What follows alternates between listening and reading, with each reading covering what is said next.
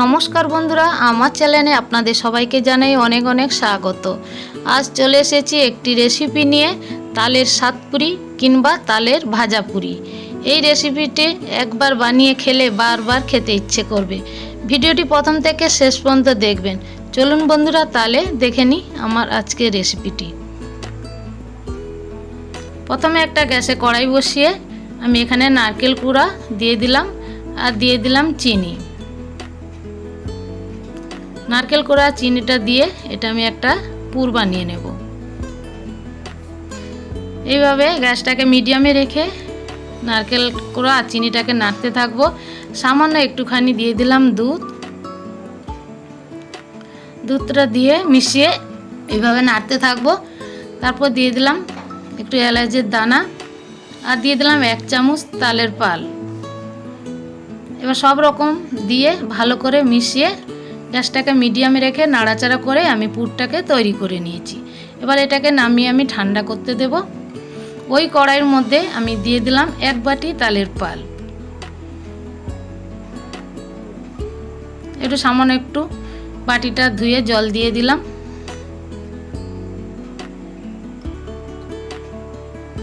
দিয়ে এবার ভালো করে তালের পালটাকে মিশিয়ে নেব।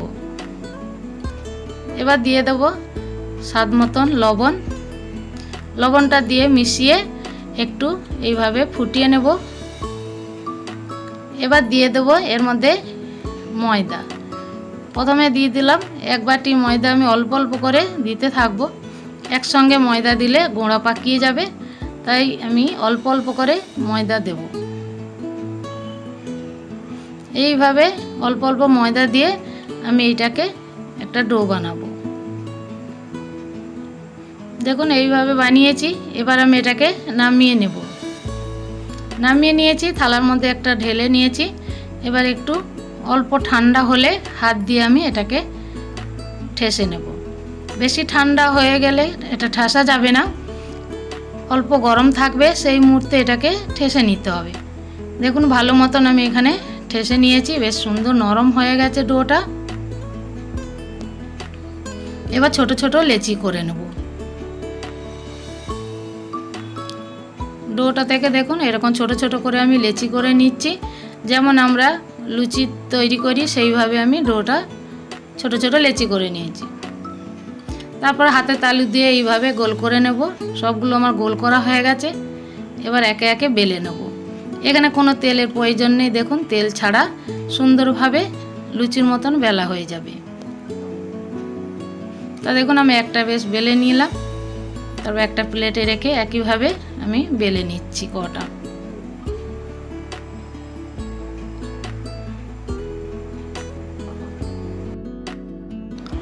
এখানে আমি 4 পিস দেখুন বেলে নিয়েছি।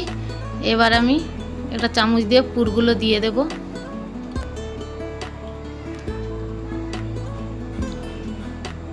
এবারে লুচির মতন যে বেলে নিয়েছি মাঝখানটায় আমি পুরটা দিয়ে দিচ্ছি।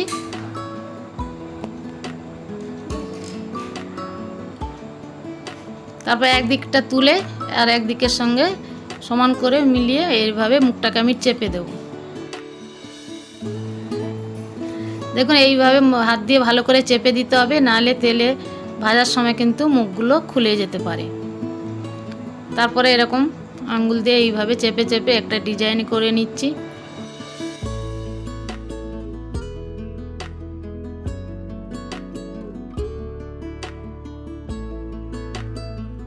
দেখুন একইভাবে আমি 4 পিস বানানো হয়ে গেছে। আরও একটা ডিজাইনে বেশ বানিয়েছি। দুদিকে আমি 2 রকমের ডিজাইনে বানিয়ে নিয়েছি। সবগুলো বেশ বানানো হয়ে গেছে। এবার কড়াই বসিয়ে দিয়ে দেবো সাদা তেল। তেলটাকে ভালো করে গরম করে নিতে হবে, পুরো গ্যাসটাকে হাই ফ্লেমে রেখে। তেল গরম হয়ে যাওয়ার পরে এবার পুরিগুলো আমি দিয়ে দেব। তেলের মধ্যে একে একে 5 পিস আমি পুরি দিয়ে দিলাম। 5-6টা এরকম করে দিয়ে ভেজে নেব। এবার একদিকটা উল্টে নেব। এগুলো ভাজতে কিন্তু বেশি সময় লাগে না, গ্যাসটাকে হাই ফ্লেমে রেখে খুব তাড়াতাড়ি ভাজা হয়ে যায় এবং তেলও খুব কম খরচ হয়। দেখুন বেশ এপিট ওপিট উল্টে বেশ লাল করে ভেজে নিয়েছি। এবার আমি এগুলোকে তুলে নেব। একটা প্লেটের মধ্যে তুলে নিলাম।